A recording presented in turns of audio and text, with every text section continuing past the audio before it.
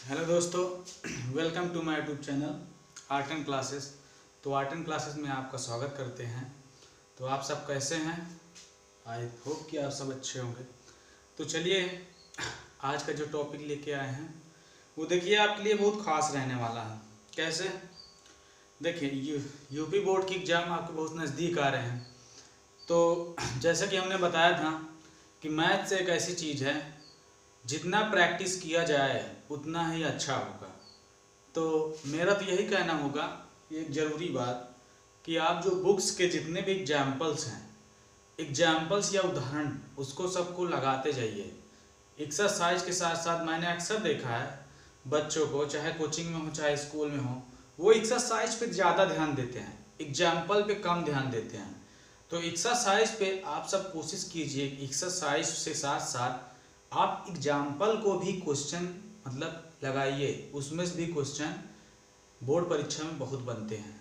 तो आप सब, मेरी हमेशा कोशिश यही रहेगी कि आप सबको, हम केवल, जैसा कि आप जानते हैं, हम केवल यूपी बोर्ड से संबंधित एग्ज़ाम में क्वेश्चन जैसे आते हैं हम उसकी बात करते हैं कि कैसे कैसे क्वेश्चन आएगा। और एक्सरसाइज तो वो तो होता ही रहेगा।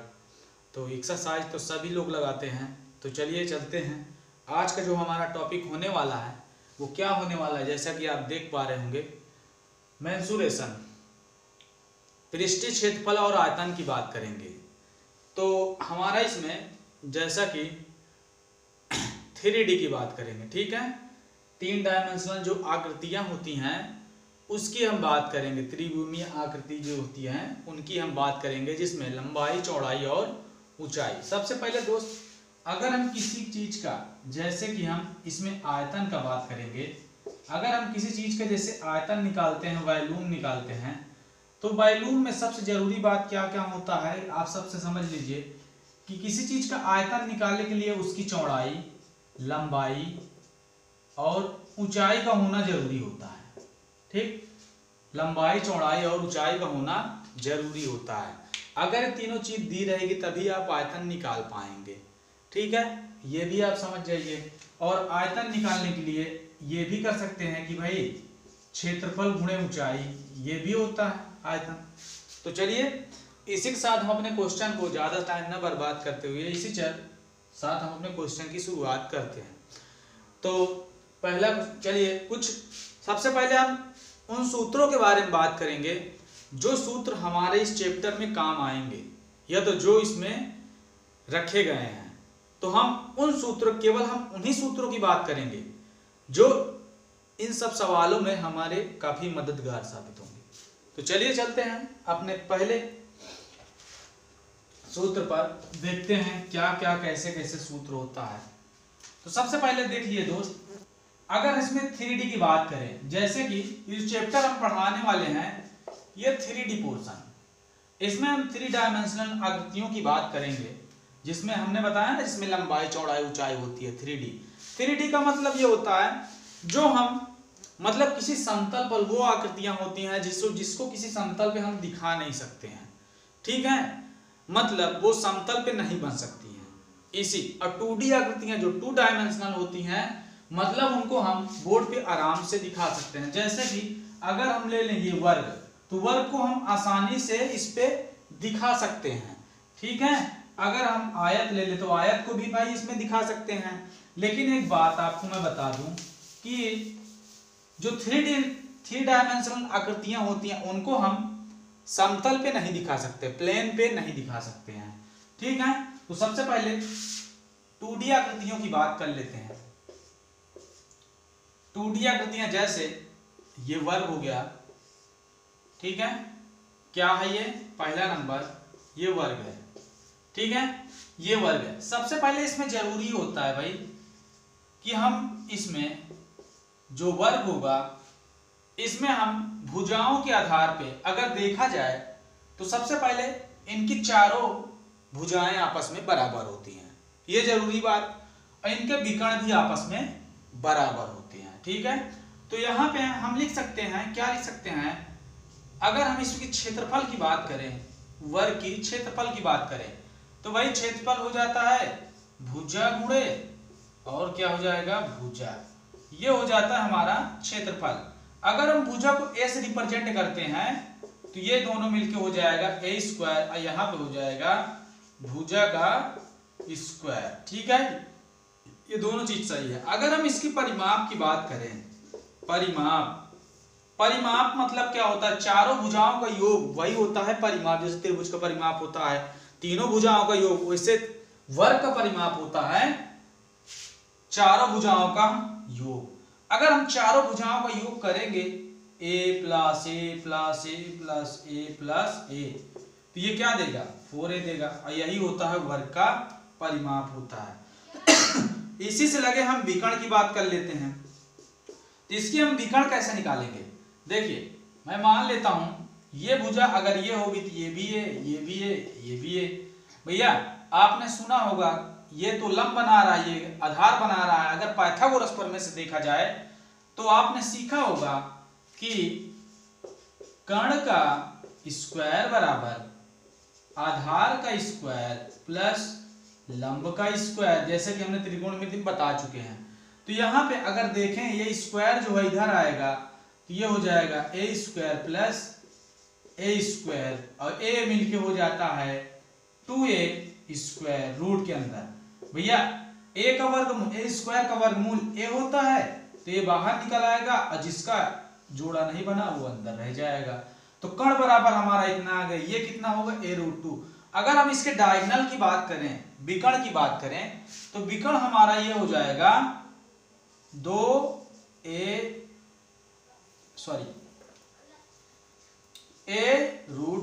ये डायगोनल हो जाएगा। ये वर्ग की हमने बात कर दिया। चलिए वर्ग की बात हो गई, अब आयत की बात कर लेते हैं। आयत भी आता है 2 डायमेंशनल में। चलिए आयत क्या होता है, एक प्रकार से ये चतुर्भुज ही है, तो आयत को बोलते हैं रेक्टेंगल। ठीक है, अब इसमें हम अगर हम आयत बना लेते हैं, ये देखिए अगर ये भुजा L है और ये भुजा B है तो ये भी L हो जाएगी, ये भी B हो जाएगा। अगर हम आयत के पहले नंबर पे अगर हम आयत के क्षेत्रफल की बात करें तो आयत का जो क्षेत्रफल होगा दोस्त L गुणे B हो जाएगा, लंबाई गुणे चौड़ाई।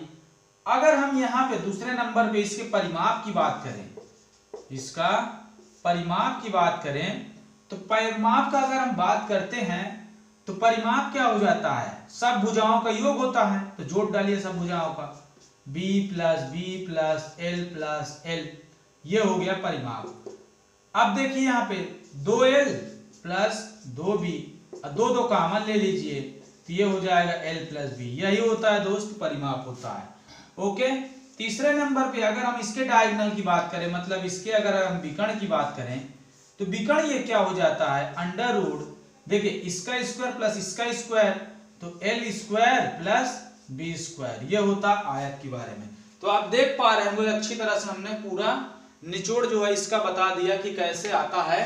तो इसमें अगर आप समझ के करना चाहें तो समझ के कर सकते हैं अपने आप, अच्छा लगेगा अगर आप सीख पाएंगे चीजों को तो। ठीक है, चलिए आगे चलते हैं। एक और बचा है, वो क्या है वृत्त। तो वृत्त अगर हम वृत्त पढ़ाएंगे तो उसमें अच्छी तरह चर्चा करेंगे। वृत्त ये होता है सर्किल।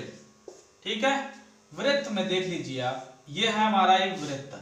अगर वृत्त में आप देख पा रहे हैं, इसे क्या कहते हैं, केंद्र कहते हैं, वृत्त का केंद्र कहते हैं। ठीक है दोस्त, और जो वृत्त का चारों तरफ ये गोला बना है इसे कहते हैं परिधि, इसे कहते हैं परिधि कहते हैं। ठीक है, वृत्त में चारों भुजाओं मतलब वर्ग में होता है, परिमाप होता है, इसमें परिधि होता है। अब देखिए दोस्त, अगर हम केंद्र से परिधि की दूरी को कहते हैं त्रिज्या, जिसे हम रिप्रेजेंट करते हैं r से। ठीक है, ये होता है। अब यहाँ पे अगर दो त्रिज्याओं को अगर हम जोड़ते हैं, एक इधर त्रिज्या एक इधर, तो ये क्या मिलके बनाता है, ये मिलके बनाता है एक व्यास बनाता है। ठीक है, यही लिए हम कहते हैं कि वृत्त का व्यास त्रिज्या का दुगना होता है। अगर हम केंद्र से होकर जाने वाली परिधियों को जो रेखाएं छूती हैं उसे कहते हैं व्यास। अगर हम केंद्र को छोड़ के कहीं भी एक लाइन एक सरफेस दूसरे सरफेस मिलाते हैं तो इसे कहते हैं जीवा। ये वृत्त का जीवा होता है। ठीक है, सबको बोलेंगे पूरा मिला के एक वृत्त का निर्माण करता है। तो चलिए बात कर लेते हैं इसके। हम क्षेत्रफल की अगर हम बात करें तो क्षेत्रफल क्या हो जाता है? क्षेत्रफल अगर वृत्त का क्षेत्रफल देखा जाए पूरा एक चक्कर लगाता है, मतलब पाई। ठीक है, पाई और आर स्क्वायर, तो ये हो जाएगा पाई आर स्क्वायर। आर तो हमने बताया जहां त्रिज्या, व्यास को डी से रिप्रेजेंट करते हैं। अब देखिए अगर हम इसके परिधि की बात करें, परिधि की बात करें वृत्त का, तो वृत्त का परिधि होता है 2 पाई आर। ठीक है, अगर ये 2 पाई आर एक चक्कर लगाता है, अगर चक्करों की संख्या हमें निकालना है तो n बराबर 2 पाई आर, ये हो जाएगा चक्करों की संख्या। तो वृत्त का क्षेत्रफल वृत्त का परिधि हो गया। ठीक है दोस्त, अच्छी तरह से आप समझ पा रहे होंगे। यहाँ पे एक सूत्र ले लेंगे कि हमको सबसे पहले इन सारे सवालों में ये चीज बहुत आएगा कि त्रिज्या बराबर होता है व्यास बटे 2, ये होगा r बराबर d/2 हो जाता है। तो ये हमारा सूत्र निकल के आया। ये हमने वृत्त के बारे में बात कर लिया, आगे इसी तरह से बात करेंगे और भी। चलिए चलते हैं। ये तो हमारा 2D का हो गया। अब 3D पोर्शन की बात करते हैं। जो 3D आकृतियां होती हैं अब हम उनकी बात करेंगे। तो सबसे पहले 3D आकृतियां में सबसे पहले हम ये लेंगे कि बेलन। चलिए बेलन से शुरुआत करते, नहीं बेलन सॉरी, सबसे पहले घन से शुरुआत करते हैं। ठीक है, घन।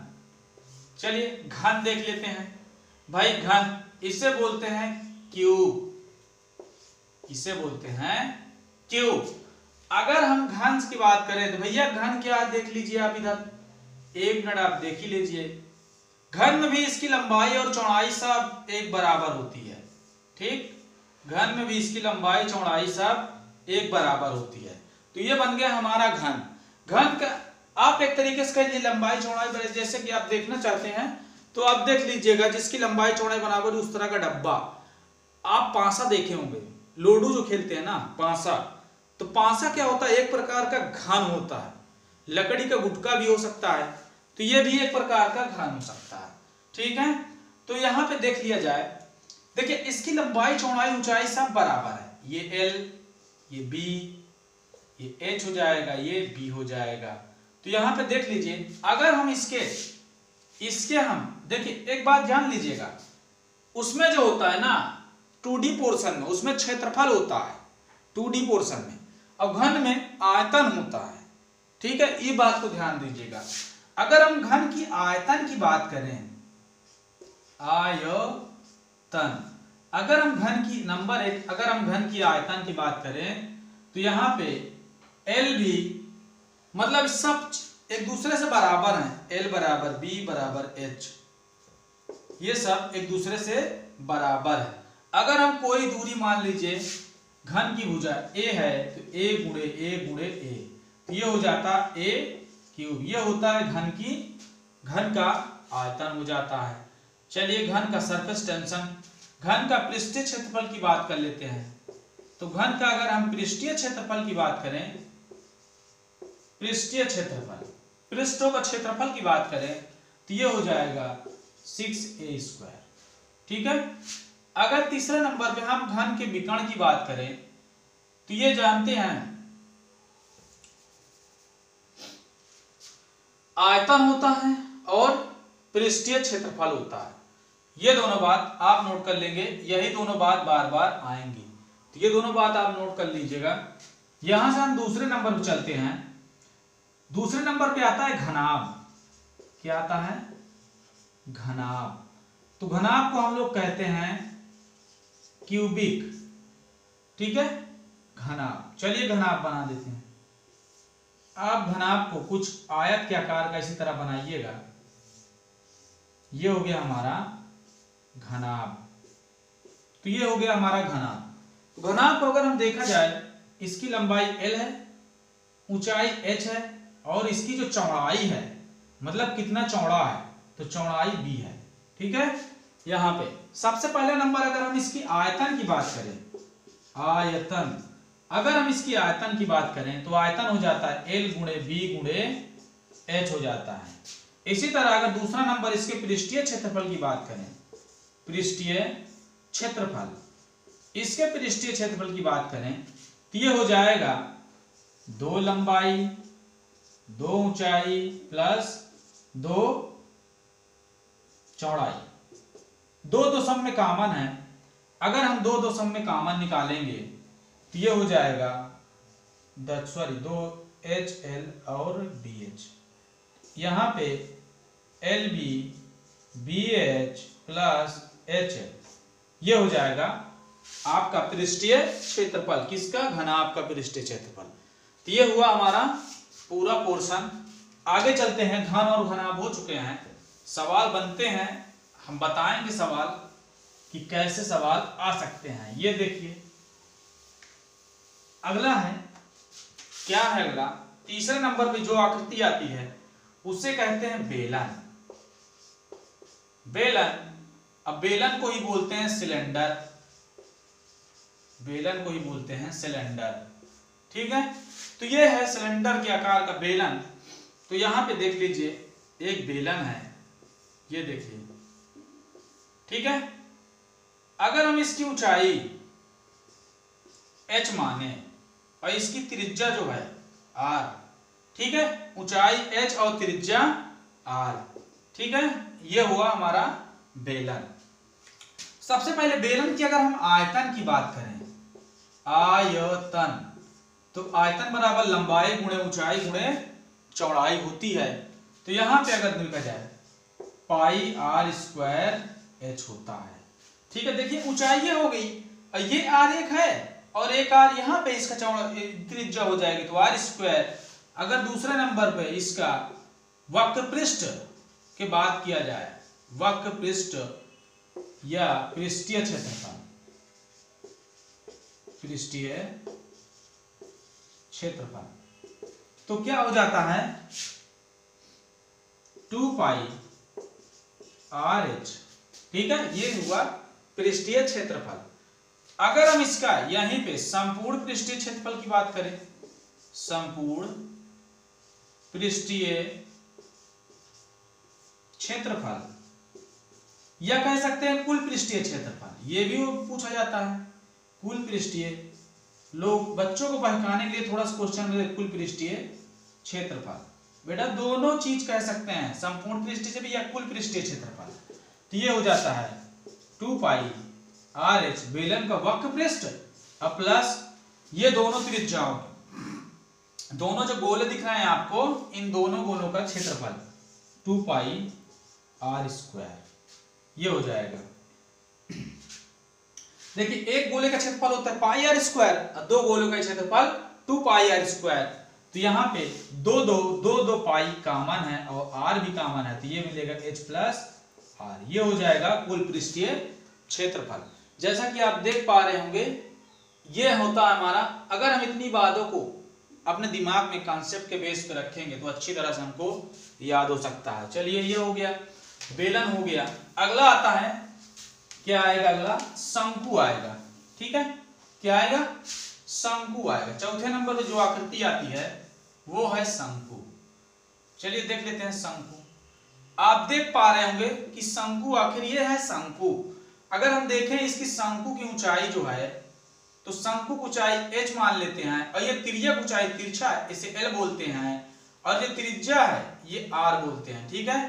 त्रिज्या को R बोलते हैं। तो ये हो गया हमारा शंकु। शंकु आप देखें तो जैसे कि बर्थडे में बच्चे टोपी लगाते हैं जो होती है नोकीली नोक वाली, उसे कहते हैं एक शंकु, ठीक है। चलिए यहाँ पे शंकु का अगर हम पहला नंबर इसकी आयतन की बात करें, शंकु का वॉल्यूम का बात करें, तो शंकु का वॉल्यूम क्या होता है 1/3 पाई R स्क्वायर H होता है। ये हो गया शंकु का आयतन। अगर यहीं पे लगातार यहीं पे अगर हम इसकी वक्र पृष्ठ की बात करें, वक्र पृष्ठ की बात करें, तो वक्र पृष्ठ जो होता है शंकु का वो होता है पाई RL होता है, ठीक है। अगर हम यहीं पे इसी लगातार तिर्यक ऊंचाई की बात करें, तिर्यक ऊंचाई, तिर्यक ऊंचाई, तो ये तिर्यक ऊंचाई हो जाती है, एल को हम तिर्यक ऊंचाई बोलते हैं। तो एल बराबर, यहां से देखिए कि एल बराबर, अगर हम देखा जाए तो यहां से एक कण है और कण का हमने सूत्र बताया था, कण बराबर होता है लंबाई, मतलब लंब का स्क्वायर प्लस आधार का स्क्वायर। अब देखिए यहाँ पे लंब क्या है, h, आधार r स्क्वायर, ये हो जाएगा एल बराबर, ये हो जाएगा। देखिए शंकु में केवल हमारा इतना ही इंपॉर्टेंट है, ठीक है। अब इतना ही शंकु में हमारा इंपॉर्टेंट है। अगर हम यहीं पे इसके संपूर्ण शंकु, संपूर्ण पृष्ठीय क्षेत्रफल की बात करें तो आपको सीधा सा शंकु का पाई आर एल प्लस इस गोला, जो आपको गोला दिख रहा है ना, ये इस गोले का पृष्ठीय क्षेत्रफल बता दीजिए, तो ये हो जाएगा पाई आर स्क्वायर। अगर पाई आर निकालते हैं तो एल प्लस आर, ये हो जाएगा हमारा शंकु का पृष्ठीय क्षेत्रफल, या कह लीजिएगा संपूर्ण पृष्ठीय क्षेत्रफल, संपूर्ण पृष्ठीय क्षेत्रफल, ये हो जाएगा हमारा शंकु का। ठीक है भाई, इतनी बात हमको अच्छी तरह से मालूम होना चाहिए, नहीं तो फिर हम सवाल करने में असमर्थ रह जाएंगे। ठीक, क्वेश्चन करेंगे तो आपको एकदम से माइंड में सेटअप हो जाएगा कि कैसे कैसे क्वेश्चन। चलिए शंकु की बात हमने कर लिया। एक पांचवें नंबर पे जो आकृति आती है उसे क्या कहते हैं, गोला। देखिए ये वृत्त नहीं कह सकते, इसे हम सर्किल नहीं कह सकते। देखिए गोला और वृत्त में यही अंतर होता है कि जो वृत्त होता है ना, वृत्त एक खोखले के आकार का होता है। जैसे आप चूड़ी ले लीजिए, आप कोई अंगूठी ले लीजिए, तो ये सब क्या है, एक वृत्त के आकार का है। ठीक है, चुल्ला लीजिए, एक वृत्त के आकार, छल्ला एक वृत्त के आकार का है। लेकिन जो गोला होता है ना, गोला में एक सरफेस होता है, सरफेस मतलब पूरा भरा हुआ होता है। ठीक है, मतलब अंदर से खोखला पूरा बंधा हुआ होता है। जैसे कि आप फुटबॉल ले सकते हैं, गेंद ले सकते हैं, ये सब गोला है। ठीक है, इसकी हम बात करें तो भैया इसकी जो त्रिज्या हो जाएगी ये r होती है। ठीक है, अगर हम इसके गोले के आयतन की बात करें, नंबर 1 आयतन, अगर हम इसके आयतन की बात करें भाई, तो आयतन, हम गोले का जो आयतन है हम लोग पढ़ते हैं 4/3 पाई आर क्यूब, ये होता है। r क्या है, r हमने बता रखा है त्रिज्या है। ठीक, r क्या है, r त्रिज्या है, ये होता है। अगर हम यहीं पे, जैसे कि हम यहीं पे इसी लगातार अर्धगोले की बात कर लिया जाए,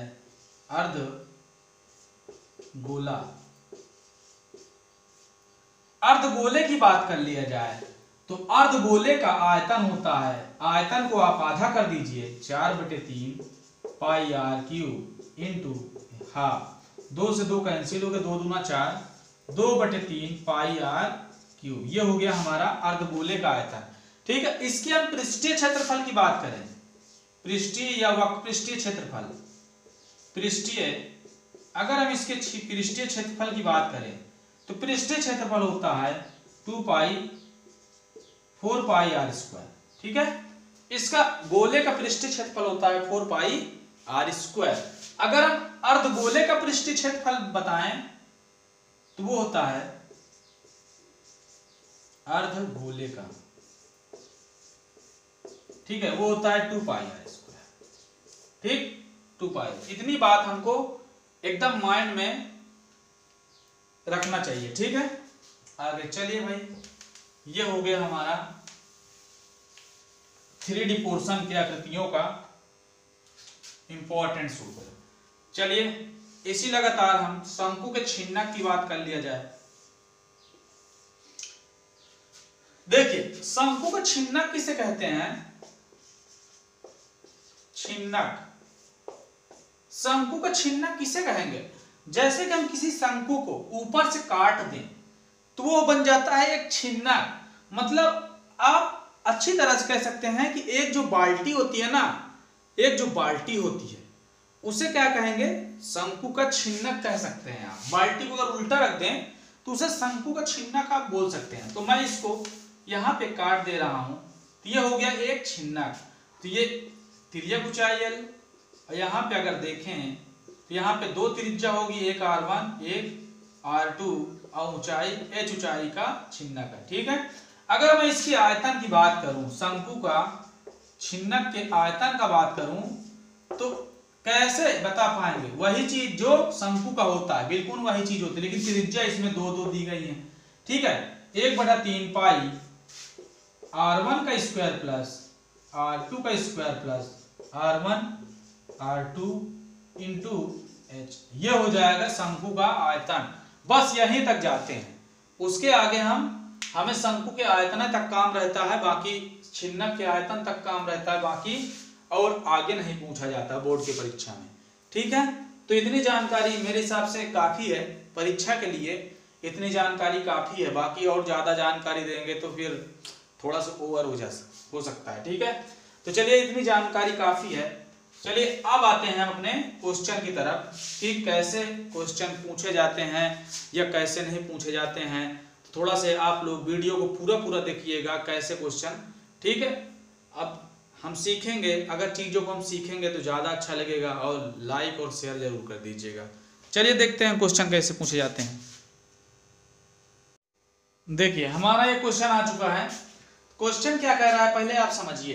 क्वेश्चन कह रहा है एक ही आकार के बने हुए 12 ठोस गोलों को पिघलाकर 2 सेंटीमीटर व्यास और 16 सेंटीमीटर ऊंचाई का ठोस बेलन बनाया जाता है। प्रत्येक गोले का व्यास बताना है। हमको प्रत्येक गोले का व्यास बताना है। देखिए दोस्त, सबसे पहले आप ये समझ लीजिए कि हमसे जैसे कि बच्चे इस तरह सोचते हैं कि हमको कैसे पता चलेगा कि हम क्षेत्रफल का सूत्र लगाएं कि आयतन का, कि कैसे उसको पिघला कर क्या बनाए, मतलब कि किसका सूत्र लगाएं। तो आप एक बात अच्छे से समझ लीजिए, कोई चीज अगर हम पिघला के बनाते हैं तो समझ लीजिए उसका आयतन जो पिघला के जो वस्तु पहले थी पिघलाने के पहले, अब पिघलाने के बाद जो बनेगी, ये समझ लीजिए दोनों वस्तुओं का आयतन आपस में बराबर होगा। ये बात आप समझ लीजिए। कोई वस्तु जब पिघलाई जाती है, कोई धातु, तो धातु पिघलाने से पहले और बाद का जो आयतन होगा, चाहे जो बने वस्तु, चाहे जो बने, लेकिन दोनों चीजों का आयतन आपस में बराबर होगा। तो हमको सबसे पहले यही करना है कि हमको दोनों का आयतन बराबर कर देना है। शॉर्टकट में देखेंगे कैसे, इतना लिखने उखने की जरूरत नहीं होती, जितना सॉल्व वॉल्व उस तरह का दिया होता है। तो हम लोग चलते हैं सॉल्व पर। क्या होगा, सबसे पहले हम देख लेते हैं इतने आकार के बने 12 गोलों का आयतन। बेटा आपको मालूम होना चाहिए कि एक गोले का आयतन, एक गोले का आयतन क्या होता है भाई, 4/3 पाई r क्यूब होता है। तो यहाँ पे 12 गोलों का आयतन क्या हो जाएगा, 12 गोलों का आयतन। ठीक, 12 गोलों का आयतन हो जाएगा 12 गुणे 4/3 पाई r क्यूब। 3 चौके 12 हो जाएगा, 4 चौके 16 पाई r क्यूब हो जाएगा। ये हमारा 12 गोलों का आयतन निकल आया। चलिए आगे कह रहा है 2 सेंटीमीटर व्यास, तो बेलन की बात कर रहा है। चलिए भाई बेलन की हम बात कर लेते हैं। बेलन का अगर हम व्यास देखें, अगर हम बेलन का त्रिज्या निकालें तो d/2 और व्यास कितना दिया है 2 सेंटीमीटर, तो यहाँ पे 2 लगा, 2 से 2 कैंसिल, 1 सेंटीमीटर हमारा त्रिज्या आ गई। ठीक है, 16 सेंटीमीटर ऊंचाई दिया है 16 सेंटीमीटर, कोई बात नहीं। तो यहां पे लिखेंगे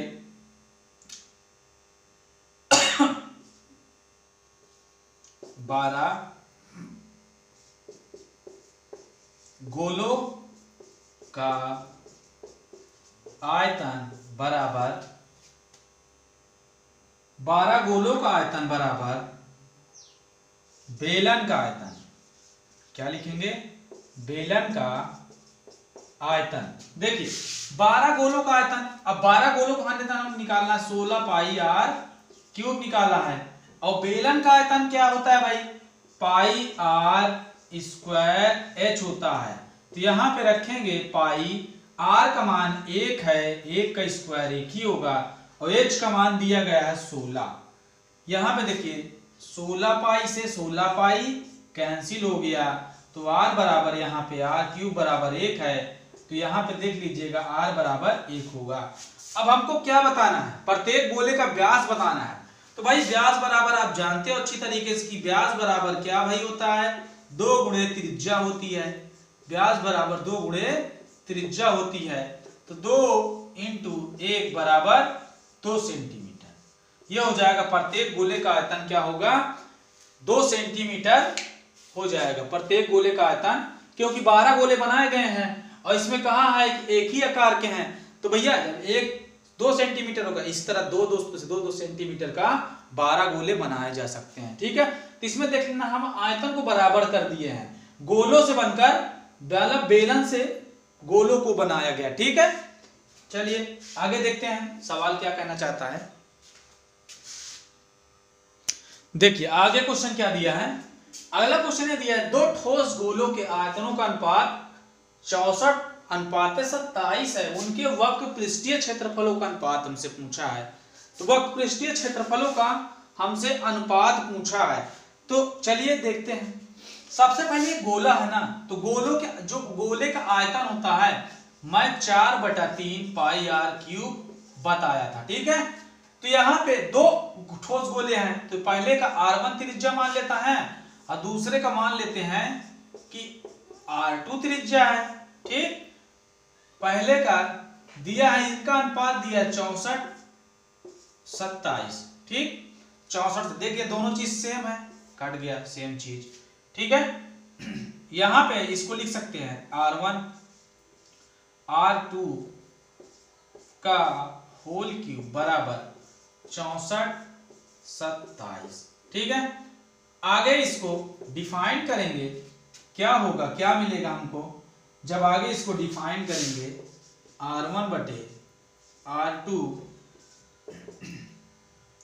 इसका आप घनमूल निकाल लीजिए, या तो 3 उधर जाएगा तो ये क्यूबिक रूट बना देगा।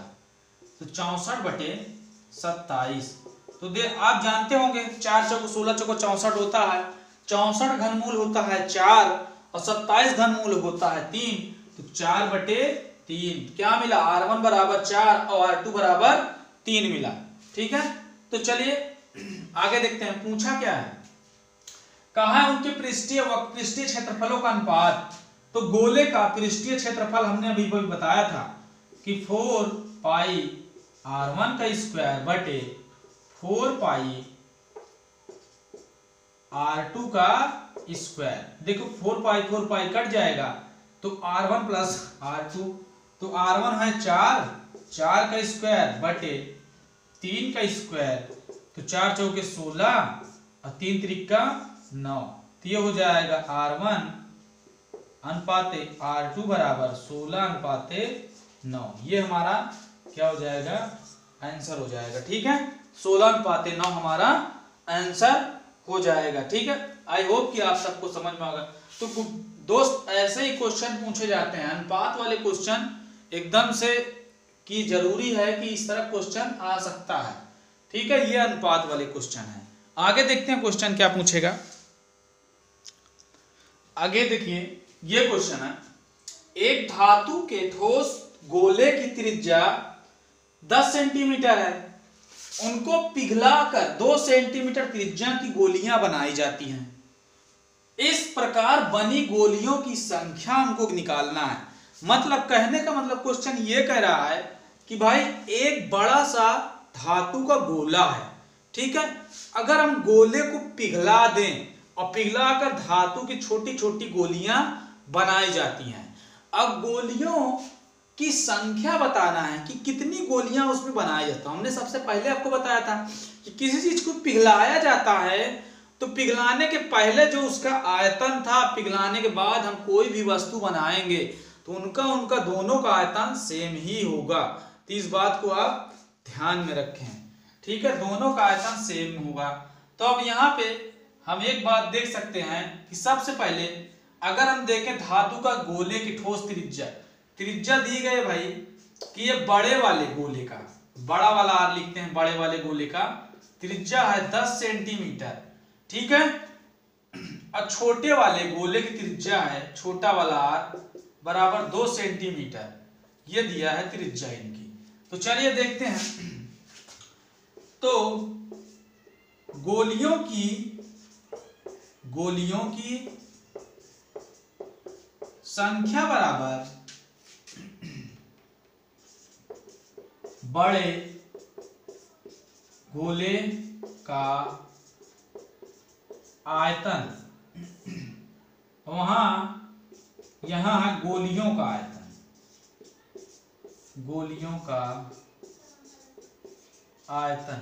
ठीक, बड़े गोले का आयतन हम लिख लेते हैं 4/3 पाई आर क्यूब बटे 4/3 पाई आर क्यूब। ये हो जाएगा 4 पाई कैंसिल हो गया, जो मिलता था। यहां पे बचा क्या, आर क्यूब दिख रहा है, तो आर क्यूब का मान क्या दिया गया है, यहां पे लिख लीजिएगा कि आर क्यूब बराबर बटे ये R3 बटे, इसका मान रख दीजिए 10 का क्यूब बटे 2 का क्यूब। तो 10 का क्यूब क्या होता है दोस्त, 1000, आप जानते ही हैं।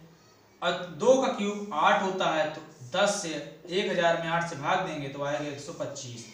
125 गोलियां हमको बनाई जाती हैं। ठीक है, आंसर हमारा है 125 गोलियां बनाई जाती हैं। ठीक है, तो आई होप कि ये क्वेश्चन समझ में आ रहे होंगे। एकदम छोटा छोटा है, 2 लाइन का। मान लीजिए 1 नंबर 2 नंबर में क्वेश्चन पूछ सकता है। ठीक है, ऐसे ही क्वेश्चन आएंगे। चलिए देखते हैं नेक्स्ट क्वेश्चन क्या है। देखिए नेक्स्ट क्वेश्चन क्या आ गया, उस गोले की त्रिज्या ज्ञात करो जो 6 सेंटीमीटर, 8 सेंटीमीटर और 10 सेंटीमीटर के तीनों गोलों को गलाकर बनाया गया है। मतलब एक 6 सेंटीमीटर गोला है, एक 8 सेंटीमीटर त्रिज्या का, एक 10 सेंटीमीटर त्रिज्या, 3 गोले हैं, तीनों को पिघलाकर एक बड़ा सा गोला बनाया गया है। बात तो वही है दोस्त। चलिए देखते हैं। सबसे पहले देख लेते हैं कि पहला जो गोला होगा, मतलब कहने का अर्थ पहला गोला, दूसरा गोला और तीसरा गोला, इन तीनों को पिघलाकर एक बड़ा गोला बनाया गया जो होगा चौथा गोला इसके बराबर। ठीक है, कहने का मतलब ये है कि 3 छोटे छोटे गोले हैं अलग अलग आकार का, और इनसे मिलकर एक बड़ा गोला बनता है। इसका आयतन हमें ज्ञात करना है। तो पहले गोले का आयतन लिख लेंगे 4/3 pi r cube. Are cube का मतलब ये हो जाएगा 6 का क्यूब प्लस यहाँ पे गुणा प्लस 4/3 पाई आर क्यूब, दूसरे वाले का है 8 का cube plus 4/3 pi r cube, तीसरे वाले का है 10 का क्यूब, बराबर एक बड़ा सा गोला का आयतन, ये हम बड़ा वाला आर ले रहे हैं। ठीक है, चलिए 4/3 पाई आर सब में कॉमन है, देख लीजिए। 6 का क्यूब क्या होता है 216, 8 का क्यूब 512 प्लस 10 का क्यूब होता है 1000। यहाँ पे 4/3 पाई आर क्यूब। ठीक, 4 पाई से 4 पाई इधर कैंसिल होगा 4/3 से, सबको ऐड कर लीजिए। सबको ऐड करने पे आएगा 1728 बराबर आर क्यूब, और 1728 घनमूल आप निकाल लीजिए, ये हो जाएगा क्यूबिक रूट 1728 बराबर आर क्यूब। आर के इसका क्यूबिक रूट मतलब घनमूल निकाल लीजिए, तो ये हो जाएगा 12 सेंटीमीटर। तो बड़े वाले की त्रिज्या जो होगी, कह रहा है गोलों को, उस गोले का त्रिज्या, तो उस गोले की त्रिज्या हो जाएगा 12 सेंटीमीटर। आई होप कि आपको समझ में आ रहा होगा। तो इस तरह वीडियो को लाइक कर दीजिएगा। चलिए देखिए आगे क्वेश्चन क्या था।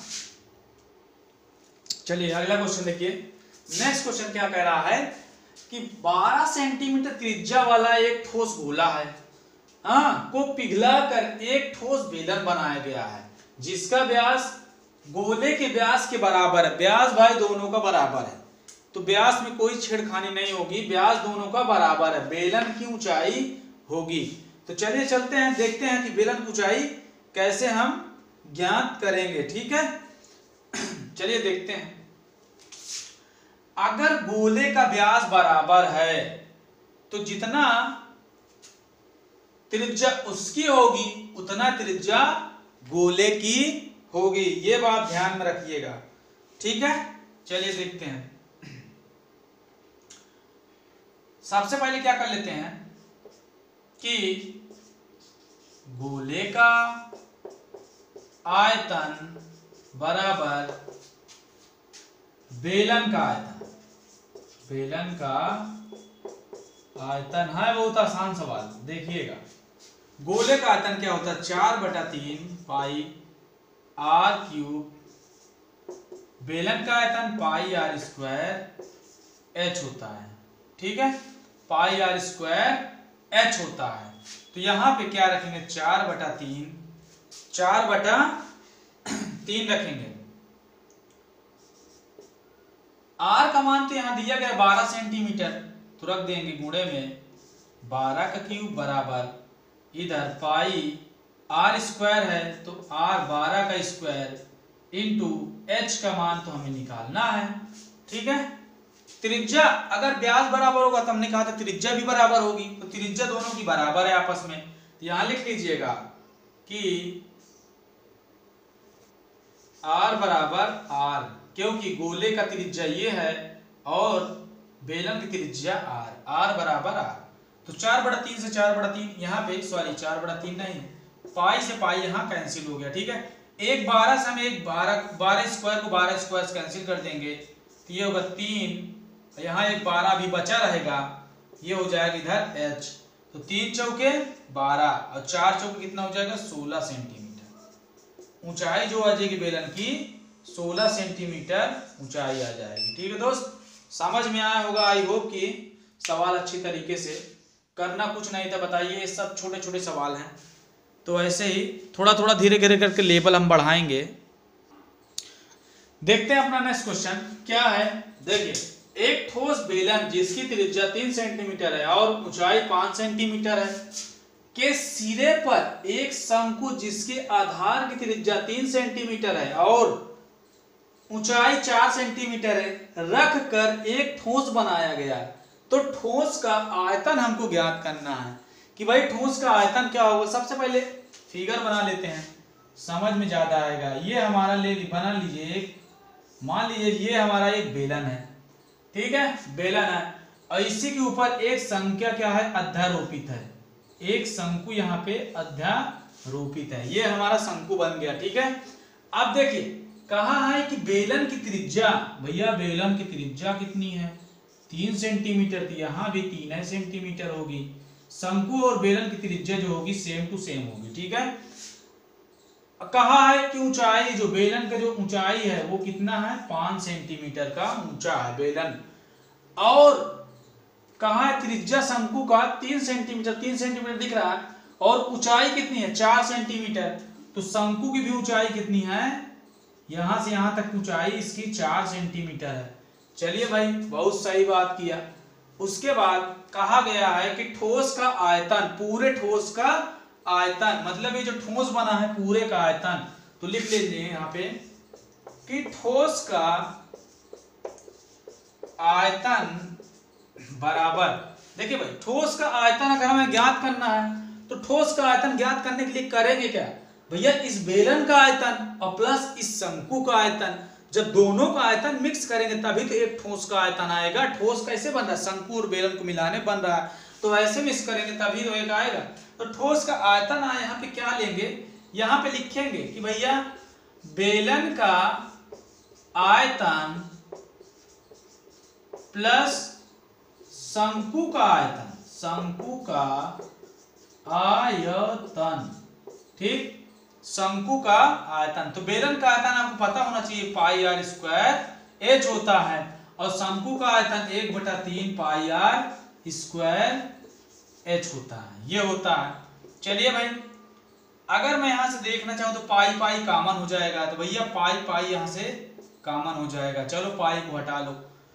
आर का मान क्या दिया गया है? किसके आर का मान? बेलन के आर का मान 3 है, यहाँ 3 का स्क्वायर इंटू एच का मान दिया है 5 प्लस 1/3 है, यहाँ पे है 1/3 गुणे पाई तो निकाल लिया, आर का मान यहाँ पे 3 है, 3 का स्क्वायर। अच्छा, स्क्वायर स्क्वायर जब त्रिज्या सेम है यार तो ऐसा करते हैं ना, यहां से चलिए पढ़ा रहने दीजिए, 3 स्क्वायर इसको भी बाहर निकल लीजिए, त्रिज्या सेम है दोनों की, तो इसको भी बाहर कर लीजिए। 3 का स्क्वायर यहाँ बाहर निकल आएगा। यहाँ पे क्या बचा, 1/3 h का मान, शंकु का आयतन, शंकु की ऊंचाई जो है इतना है, ठीक। तो 3 स्क्वायर मतलब 9 पाई बराबर 5 प्लस 4/3, और 4/3 में 3 × 5 = 15, 15 प्लस 4/3, यहाँ ये ऐसे हो गया 9 पाई, पाई का मान 22/7 आप रख देंगे, इंटू 15 4 हो जाएगा 19/3, 3 त्रिक का 9 हो गया, ठीक। अब देखिए 19 त्रिक कितना हो जाएगा 57, 57 और 22 गुणा करा के 7 से डिवाइड करवा दीजिएगा, ठीक है। और नहीं तो ऐसे भी आप लिख सकते हैं, 22/7 है तो आप ऐसे भी लिख सकते हैं 57 पाई सेंटीमीटर क्यूब, ठीक है दोस्त। ये तुम्हारा क्या हो जाएगा, आंसर हो जाएगा। तो आप ऐसे भी कर सकते हैं, एकदम सिंपल सा, तो कोई दिक्कत वाली बात थी ना इसमें। चलिए नेक्स्ट क्वेश्चन देखते हैं क्या है। हेलो, थोड़ा सा माफ कीजिएगा, हमने वीडियो शूट किया लेकिन उसमें आवाज नहीं आ रही थी, इसलिए हमको दोबारा शूट करना पड़े। तो देख लीजिएगा क्वेश्चन क्या पूछा था, अभी एकदम किया था। तो देख लीजिए क्वेश्चन क्या कह रहा है, फिर से बता दे रहे हैं। क्वेश्चन कह रहा है पानी से भरे एक अर्धगोलीय टैंक का एक पाइप इतने लीटर पानी प्रति सेकंड की दर से खाली किया जा सकता है, ठीक है। यदि यह टैंक को आधा खाली करने में कितना समय लेगा। तो टैंक का व्यास दिया गया है, तो मान लीजिए ये अर्धगोलीय आकार का एक टैंक है, ठीक है। टैंक के व्यास दीजिए 3 सेंटीमीटर, त्रिज्या हम 1.5 सेंटीमीटर अपने से 3/2 करके निकाल लेंगे। सबसे पहली बात इसमें हम क्या करेंगे, पानी से भरा एक अर्धगोलीय टैंक है तो अर्धगोले का आयतन निकालेंगे, ठीक है। क्योंकि पानी है तो पानी आयतन में होगा, तो पानी का आयतन होगा और आयतन निकालना पड़ेगा हमें। आयतन कैसे, अर्धगोलीय टैंक का आयतन, तो अर्धगोलीय का आयतन हमने बताया था, गोले का आयतन क्या होता है 2/3 पाई r³। ये बात समझ में आई। चलिए देखिए हम अपना 2/3 पाई r³ लगा दिए, तो 2/3 पाई का मान 22/7 रखिए, और यहाँ r का मान दिया है 3, त्रिज्या मतलब व्यास 3 है तो त्रिज्या 3/2 हो जाएगी। तो 3/2 r³ है तो r का मान 3 बार रखेंगे, 3/2 3/2 3/2। अब काटा पीटी करेंगे भैया, यहाँ से 3 से 3 कैंसिल कर दिए थे और 2 से 2 कैंसिल कर दिए थे, 2 से 22 में भाग देंगे तो 11 बार जाएगा। इन सबको गुणा कराएंगे तो भैया यहाँ पे 3 और 3 3 त्रिक का 9, 9 का 11 में गुणा कराएंगे, 11 9 99, और नीचे 7 और 2 बचे, 7 दूना 14 मीटर क्यूब आ गया, ठीक है। इतनी बात आपको समझ में आई होगी, ठीक है। आगे क्या है, टैंक को आधा कर भरा जाता है। टैंक को जब आधा भरा जाता है तो यहाँ पे देख लीजिए, टैंक को आधा खाली करने में, भरा नहीं सॉरी खाली किया जाता है, ठीक है। टैंक को आधा खाली किया जाता है, ठीक है। टैंक को आधा खाली किया जाता है तो 99/14 इतना टैंक को खाली किया करने, ठीक है। इतना पानी था उसमें, अब 99/14 टैंक को आधा खाली करना है। तो टैंक ये देखिए 99 गुणे 99 या 14 दूना 28 मीटर क्यूब, ये टैंक को इतना खाली किया जाता है पानी को। अब इसे हम लीटर बदलते हैं कि भाई कितना उसकी क्षमता, मतलब कितना लीटर पानी, ठीक है। आपको याद होना चाहिए कि 1 मीटर क्यूब बराबर 1000 लीटर होता है, तो इतना मीटर क्यूब बराबर कितना होगा, 1000 से गुणा कराना पड़ेगा। 99 1000 गुणा करा दिया 28/28, ये लीटर में बदल गया, ठीक है। अब लीटर में बदल गया तो यहाँ पे क्या होगा, 3 सही, यहाँ पे दिया गया था 3 सही 4/7 लीटर प्रति सेकंड। आपको मालूम होना चाहिए, जैसे ये इस तरह से कह दे कि भाई 1 रुपए में 2 टाफी मिलती है तो 4 रुपए में, मतलब 4 टाफी कितने रुपए में मिलेगी, तो वही हिसाब है ना कि भाग देना पड़ेगा। तो यहाँ पे कह रहा है इतना लीटर पानी भरता है 1 सेकंड में, केवल 1 सेकंड में कितना लीटर, इतना लीटर पानी भरता है, तो इतना लीटर पानी कितने सेकंड में भरेगा, तो भाई भाग देना पड़ेगा। तो 99,000/28 पानी भरेगा, ठीक है, कितने समय में, यहाँ पे देख लीजिएगा। तो भाई 7 या 21 और 21 में 4 जोड़ के 25, तो 25/7 लीटर पानी भरता है 1 सेकंड में, तो इतना लीटर पानी भरेगा, ठीक है। तो यहाँ पे 7 मतलब 1/25/7 लिखेंगे, 7 ऊपर चला जाएगा तो 7/25 हो गया। अब यहाँ पे 99/28 हो गया। अब 1000 को हमने अलग कर दिया इससे। यहाँ पे देखिए 5 25 का अगर 1000 से काटेंगे, 25 को 1000 भाग देंगे तो 40 बार जाएगा, ऊपर देख लीजिए। और यहाँ पे 7 चौक 28, 4 हो गया, और 4 धामा 40 हो गया। तो 99 को 10 में गुणा कराएंगे, 99, ठीक है, 990 हो जाएगा। ये सेकंड में दे रहा है आंसर, हमें इसे मिनट में ले जाना है, ठीक है। मिनट में ले जाते, देखिए कोई चीज जब छोटी रहती है ना, छोटे से अगर हम बड़े में जाते हैं ना, उससे क्या करना पड़ता है, भाग देना पड़ता है। जब छोटे से अगर हम बड़े में जा रहे हैं तो भाग देना पड़ेगा, और बड़े से अगर छोटे में आ रहे हैं तो गुणा करना पड़ेगा हमेशा। ये बात अपने दिमाग में बैठा लीजिए, ठीक है। तो यहां से देख लीजिए, ये मैंने बताया कि इतना सेकंड था, इसे हम मिनट बदल रहे हैं, 60 से भाग दे देंगे, क्योंकि हम छोटे से बड़े में जा रहे हैं, ठीक है। सेकंड से मिनट में जा रहे हैं तो भाग देना पड़ेगा, 60 से भाग, 0 0 कैंसिल, 99 को 6 को 2 से काट दीजिए, 99 को 2 से काटेंगे 33 आ जाएगा 3 से, और 6 को 3 से काटेंगे 2 आ जाएगा, और 33 में 2 से जब भाग देंगे 16.5, ठीक है, 16.5 मिनट आ गया। ये हमारा आंसर आएगा 16.5 मिनट। तो ये हमारा आंसर कहाँ पे है, ये है हमारा आंसर 16.5 मिनट। तो आई होप कि आप सबको समझ में आया होगा। तो मेरा आपसे यही विनती है, मैं रिक्वेस्ट करता हूँ आपसे ये चीज कि मतलब आप चीजों को समझें, और जब तक चीजों को समझेंगे नहीं तब तक आप रट्टा मार के तो गणित कभी हो ही नहीं सकती। गणित एक ऐसी चीज है कि कभी रट्टा मार के हो ही नहीं सकती है। तो आप चीजों को समझें और उन्हें थोड़ा सा प्रैक्टिस पे प्रैक्टिस करें। तो जैसा कि हमने बताया था कि एग्जाम्पल्स आप सॉल्व करें, एग्जाम्पल्स लगाएं, चीजों को समझें, तो वैसे आप एग्जाम्पल सॉल्व करें, और जितना भी हो सके उतना मैथ लगा। अगर आपको कोई चीज नहीं समझ में आती तो हमें जरूर कमेंट बॉक्स में कमेंट कर सकते हैं, बता सकते हैं कि हमें क्या चीज नहीं समझ में आई या आपके लिए क्या जरूरी है। तो इसका जो दोस्त आप इंतजार कीजिएगा, जो इसका दूसरा पार्ट है अभी खत्म नहीं हुआ, अभी जो इसका दूसरा पार्ट उसमें होंगे थोड़ा से टफ वाले क्वेश्चन, हो सकता है मान लीजिए आ जाए। तो जो टफ वाले क्वेश्चन है उसमें मैं दूसरा पार्ट जब लेके आऊंगा तो टफ वाले क्वेश्चन आपके दूसरे पार्ट में आराम से रहेगा, पूरा एक एक बात उसमें समझाई जाएगी। तो दूसरा पार्ट में मुझे उम्मीद है कि आपको दूसरा पार्ट बहुत जल्दी ही मिलेगा। हम पूरी कोशिश करेंगे आपको दूसरा पार्ट मिलेगा, जल्दी मिलेगा, ठीक है। तो यहाँ पे हम अपनी वीडियो को यहाँ पे समाप्त कर रहे हैं। तो जल्दी में हम लोग मिलेंगे दूसरे पार्ट में। तो thank you for watching my video. तो आप लोग लाइक और शेयर करना ना भूलें। जय हिंद।